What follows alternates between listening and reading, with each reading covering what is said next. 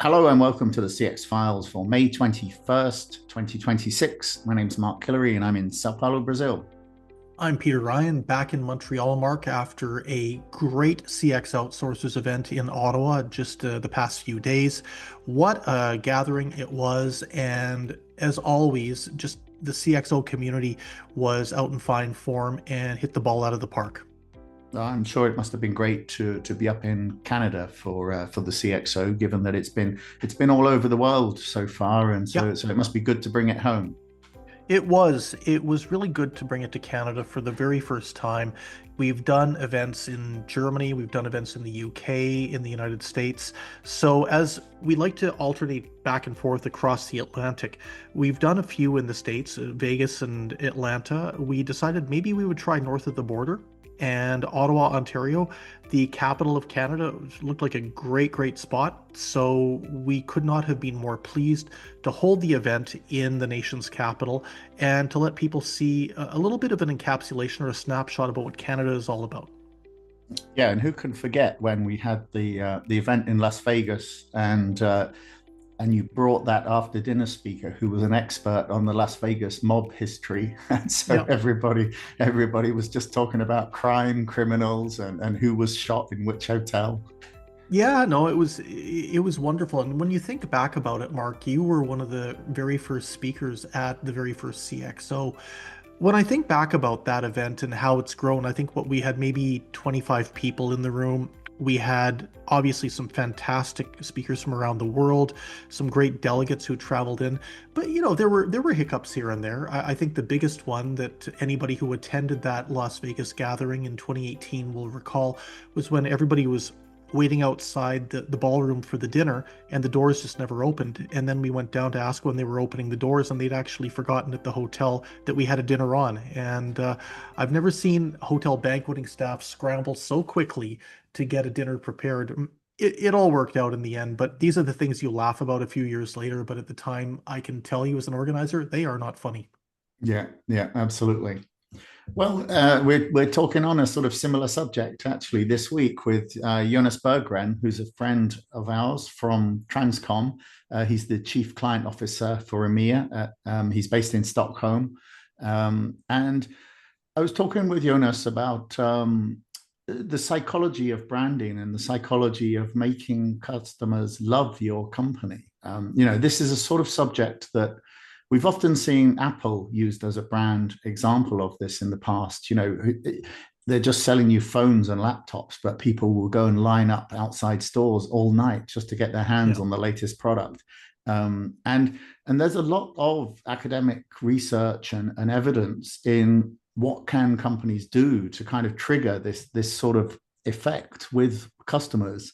But of course, we see that hardly any brands actually do it because, let's face it, how many companies do you actually really love and would really do anything to get hold of their products? So we dug through some of the academic evidence and explored a few case studies, and it was interesting that sometimes it's not so much that you love the company, it's that you rely on them and you trust them. So companies like Ryanair, for example, score very highly because even though most people would say their customer service is terrible, but it's kind of like you know exactly what you're getting and you get it at a great price. So there's a lot of trust in the reliability of the brand. So it was a really interesting talk.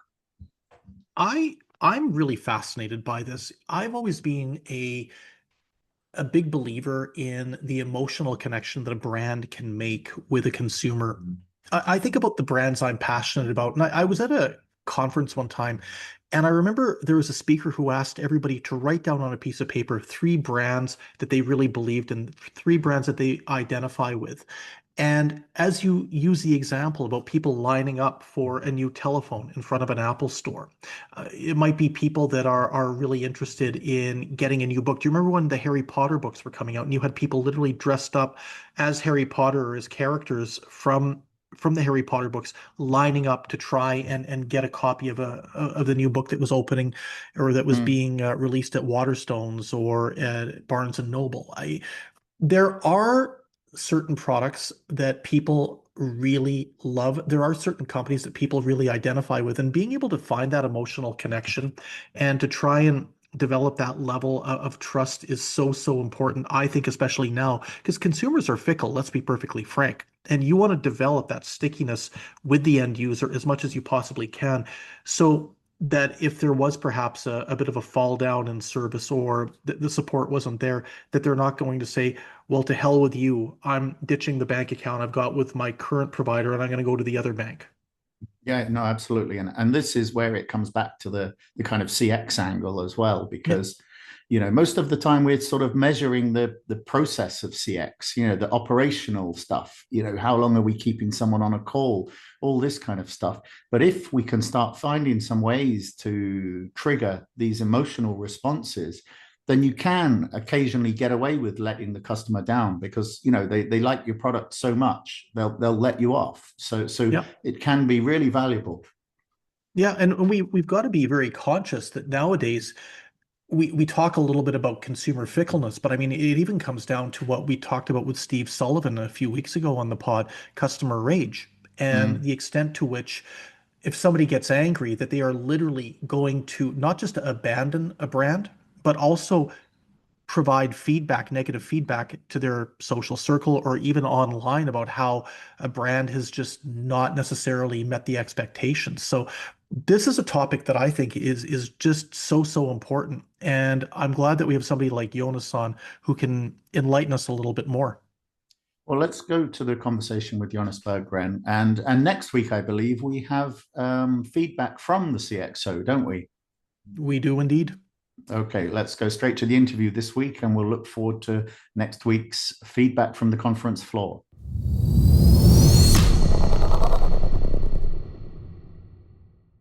All right, Jonas, it's great to get you back. Last time you were Thank on the you. podcast was when we launched the book, which is probably about a year ago now. Yeah, Um, it's a so, while so back. Time flies.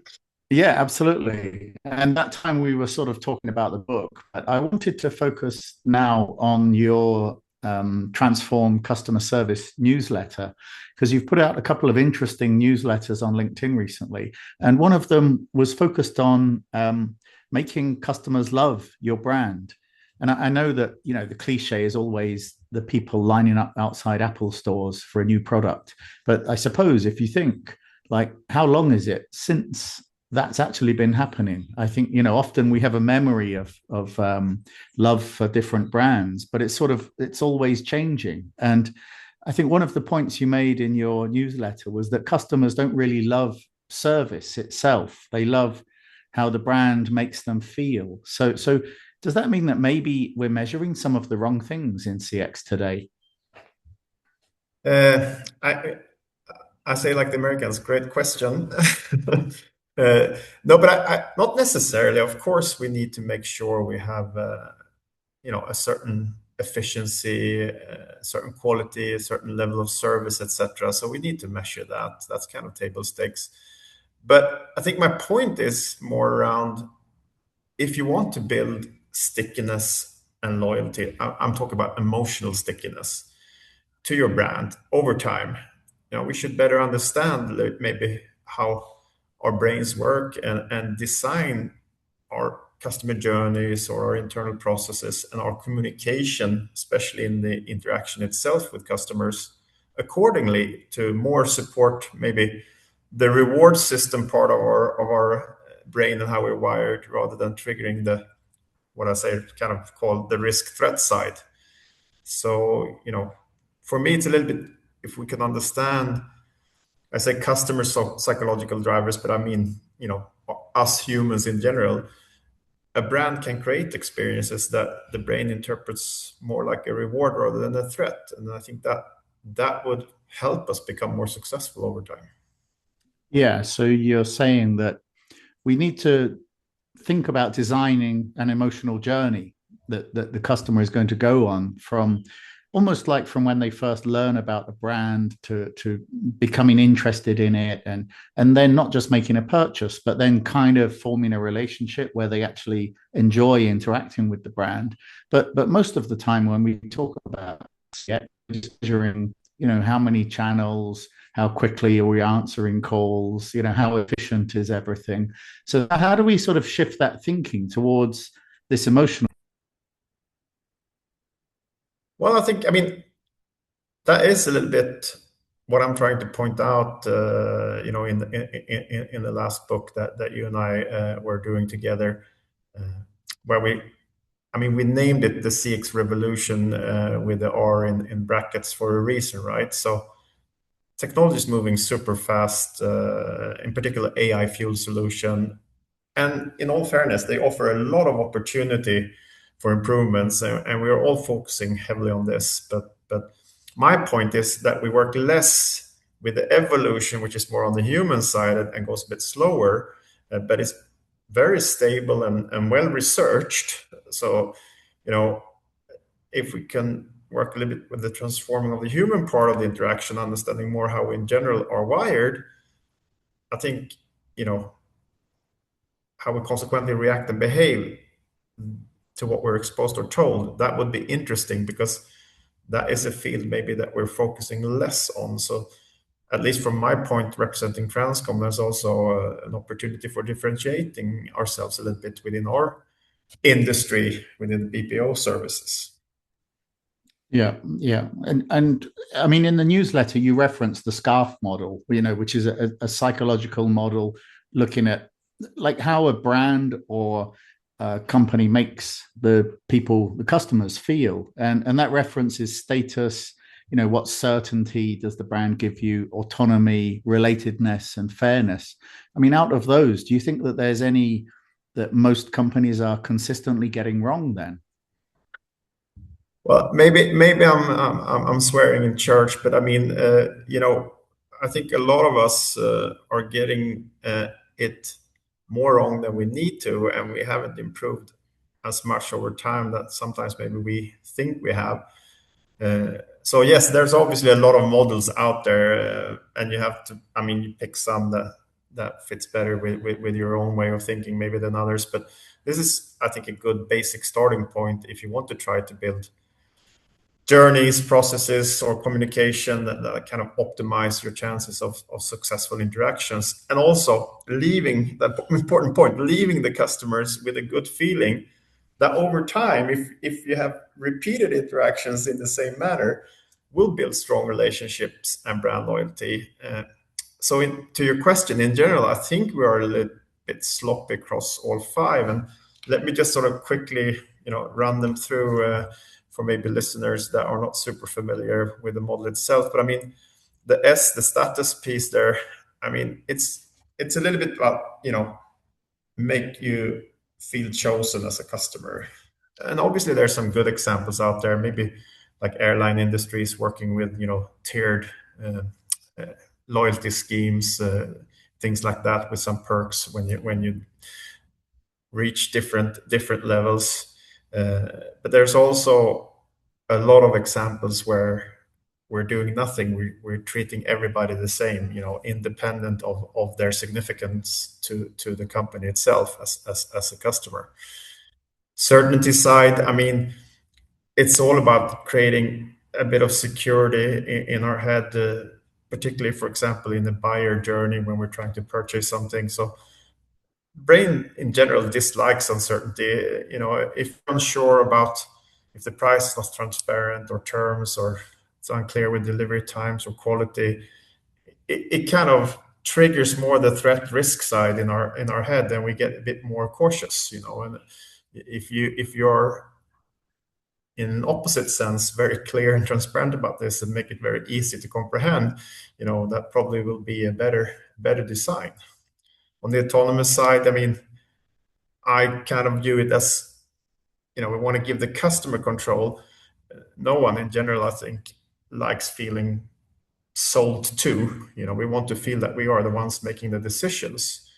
So when you have things that lock us in, uh, things that if we have to choose this to get that, I mean, all those things, I get the smartness from the other side of the table, but it's not necessarily a good way of designing it for being successful, versus the customer taking the right decision. So there are some things to pick up on there. And if I finish off the last two, I mean, the relatedness is around that building a community. We're all pack animals, more or less, social creatures. So, we like brands that shares our values, or where we feel a sense of belonging, or we're not different from others. We're choosing the same thing as our best friends and family does. It's a little bit around that concept. And the last one around fairness is about that transparency and honesty. And what I've learned here is like perceived unfairness is one of the fastest routes to brand hate and poor PR. So you should really think about that one. So wrapping it up, I mean, if you systematically review the customer journey through this scarf lenses, you can pretty easily identify where you might be accidentally creating threats, complicated terms or poor support, and where you can increase rewards, recognition for the status piece there, or control for the certainty. So yeah, I feel there's a lot of things that we can dig into on this side as a BPO. Yeah, yeah, and I think that one of your examples it brings it to life as well, because sometimes when you start talking about psychological models, people think that you're giving a lecture in business school rather than talking about real world examples. It can be abstract. yeah, but you did include in the newsletter you were comparing cable companies, how difficult it is to cancel a cable TV contract compared to most of the streaming services, where it's just a sort of a switch. You can just say, switch off my subscription, and then maybe you come back in 2 months' time when there's a new show released. And so, that's the autonomy part that you were talking about, that where you're giving the customer complete control, and yet we still see so many of these traps. It's almost as if some companies want to trap you into a subscription and they'll never let you go. Yeah, and I think that's where we got a little bit backwards, because we think we're smart when we're doing this, but to be honest, the customers are as smart or smarter than we are, who behind the scene designing these offerings and bundlings. And maybe I took the example because I spent quite a few years in that industry, and to your question, I think in this particular example, it's a bit of a mix between certainty and autonomy. Like I said earlier, no one likes feeling sold to. We want to feel that we are the ones making decisions. So often these bundles are, you have to sign up for a certain amount of time. So binding time itself is not, it's not triggering the right side of our brain for decision making. Or, you have to take this and pay this much, then you get that thing over there, for example, a package for sports or for something else. So all these smart things from the seller side doesn't necessarily optimize the chance for a successful decision in the other end. So and I think when customer feel in control, purchase resistance decreases. Paradoxically, customers stay longer if they know they can leave easy.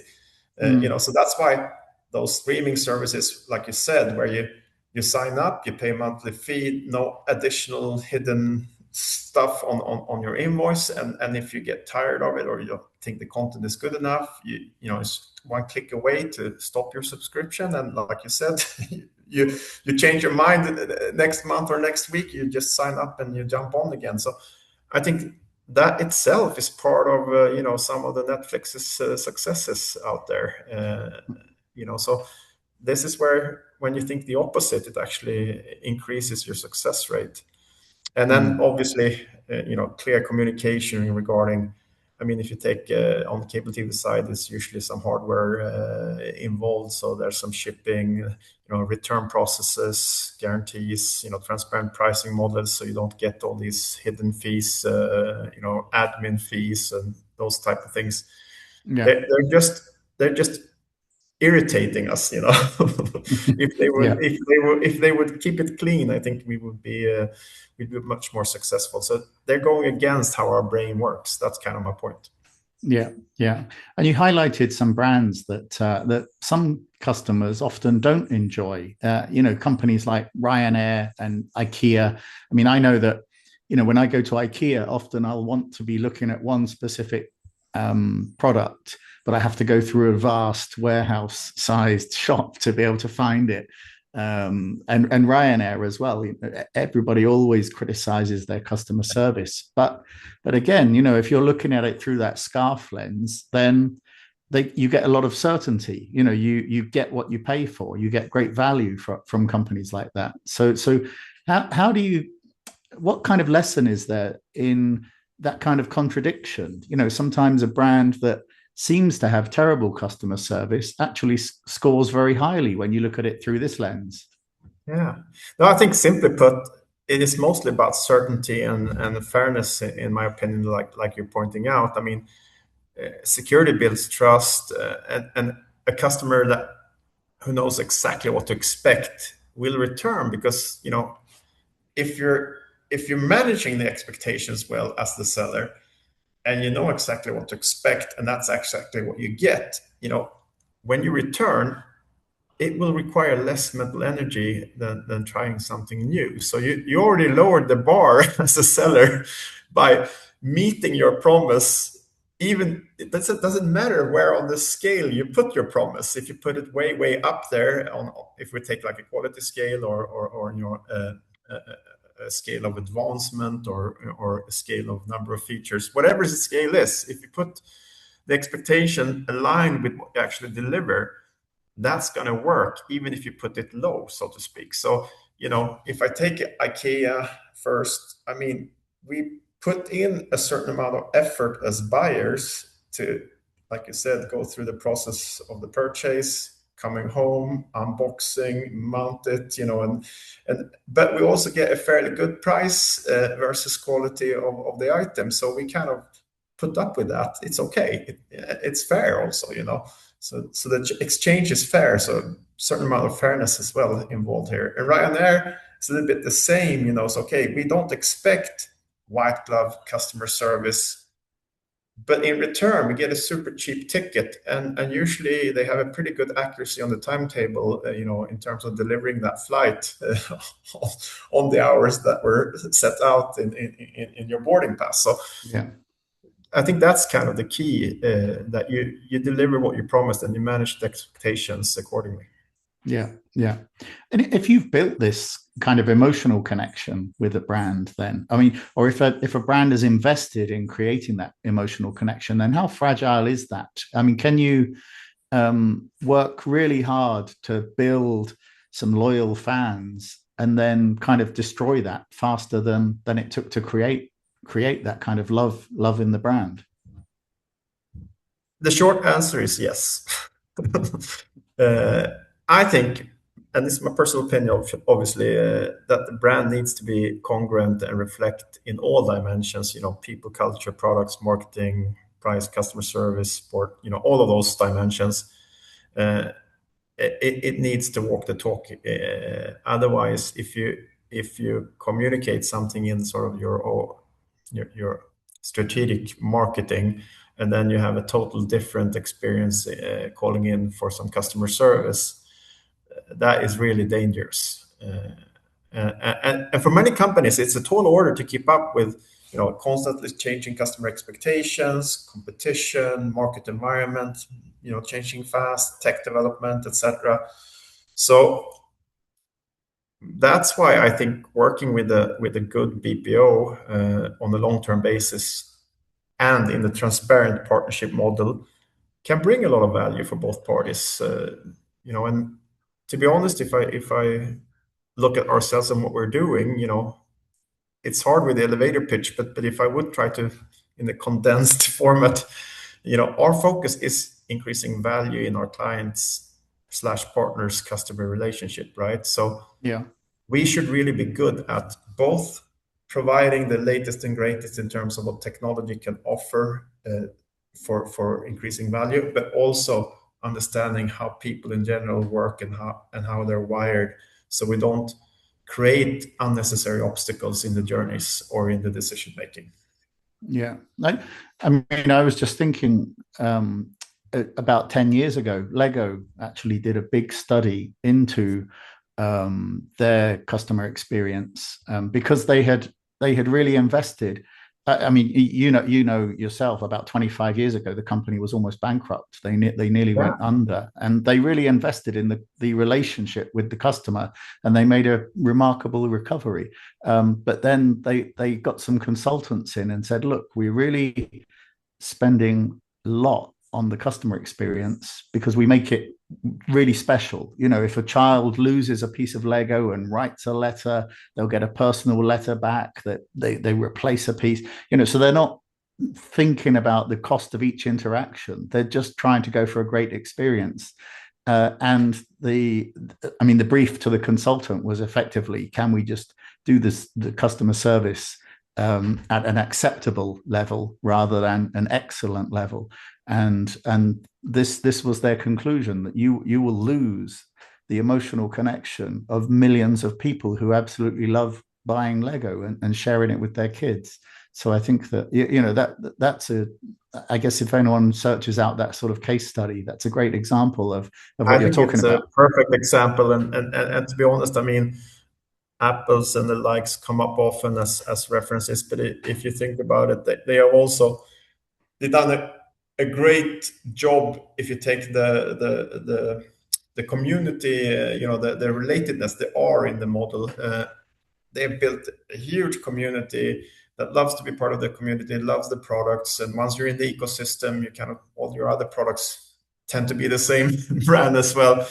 And if you go back to what I represent, they also made sure that the tech support, the customer service, were on par with their products and their brand perception, right? So they made sure it was congruent from end to end, Yeah. and that's a little bit the Lego case as well. A quality toy product, or even toys for grown-ups, Yeah.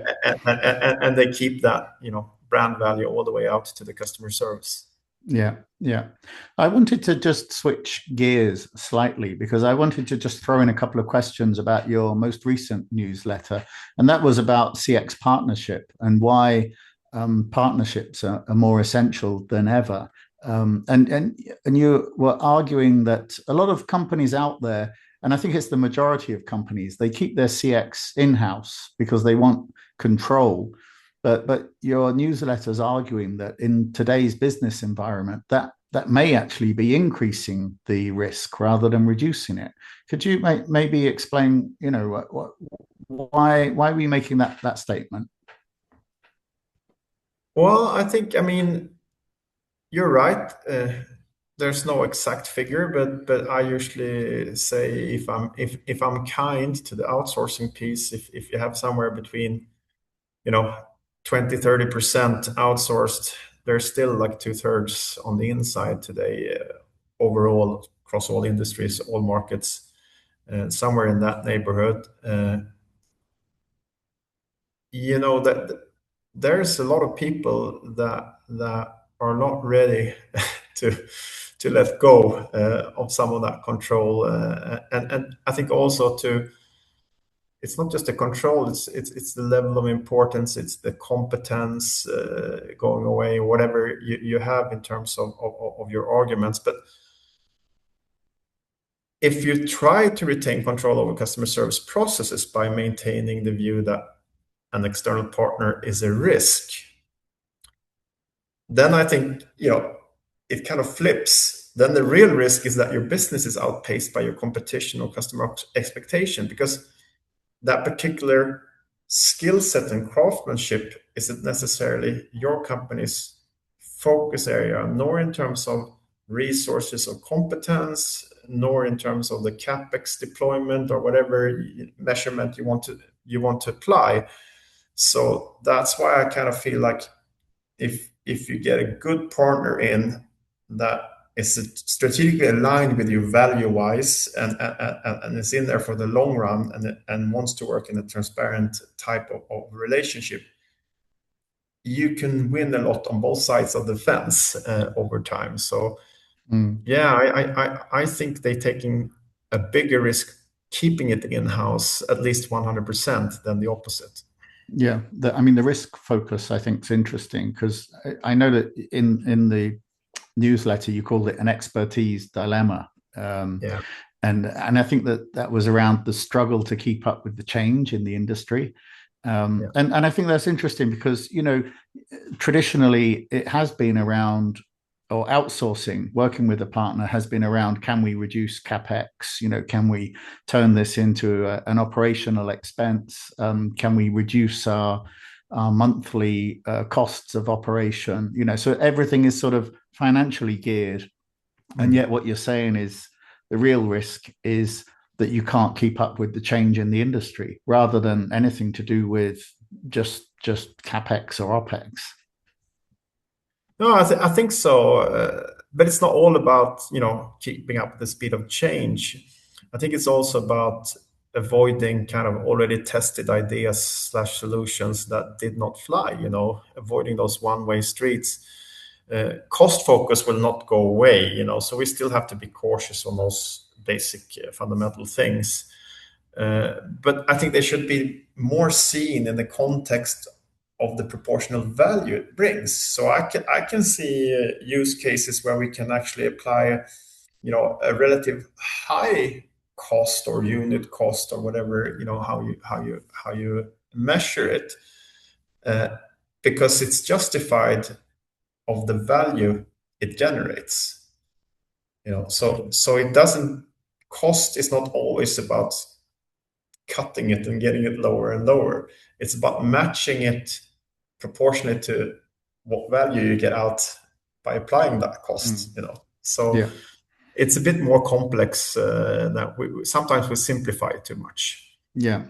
Well, just to wrap up, I think that we could actually combine a lot of the ideas we've been talking about today, because just as you were saying, it is more complex. There is an exploration of value rather than just cost reduction. So, do you think that the real future of designing customer experiences may well involve this idea of designing the way that customers feel at scale, rather than just managing the individual interactions? I believe it is, but that's because I'm convinced that sort of emotional stickiness, how the brand makes you feel when you try their products or when you interact with parts of the organization, for example, the service part or the support part, is just much stronger and longer lasting. And if done right, that lasts much longer than price leadership or product leadership, which will be beaten much faster because you will only have an initiative for a short amount of time and somebody copycat you, and that chicken race just continues and you swap positions from time to time. But the hard piece is that taking care of your relationships and design your interactions in a way that they actually support the way our brain works and how we behave based on that. If we do that right, that can last for a long time, and it's kind of, somebody has to do it better than you, and it's not super easy. If it was easy, somebody would have built a bigger community than Apple by now, if that was super easy. But there are products that can match Apple out there. There are definitely prices that are better than Apple, but they still have, 2 billion users in the community. Yeah, absolutely. All right, that's a great insight into this idea of this emotional connection with customers. So thank you very much, Jonas. Thanks a lot. Always a pleasure.